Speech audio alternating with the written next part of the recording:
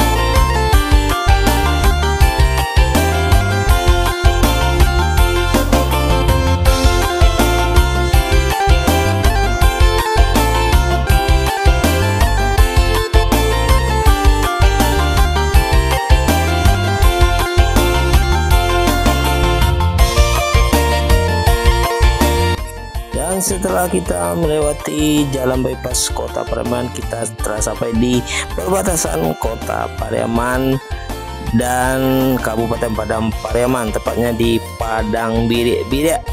Dan lanjut kita di jalan raya Pariaman menuju Tiku atau jalan raya Pariaman menuju Pasaman Barat. Baik sahabat semua, di depan kita sampai di Simpang Toboh atau Simpang Kampung Dalam. Nanti di Simpang 4 kita belok kanan. Kalau belok kanan menuju Kampung Dalam dan kita lurus menuju Sungai Limau, dan nanti akhir dari perjalanan kita adalah di Gasan Gadang. Dan inilah di sebelah kanan belok menuju Kampung Dalam. Baik sahabat semua dan dun sanak sadunyo, saksikan sampai selesai video perjalanan kita hari ini menuju Gasan Gadang, Kabupaten Padang Pariaman. Semoga bermanfaat dan terhibur, dan terima kasih.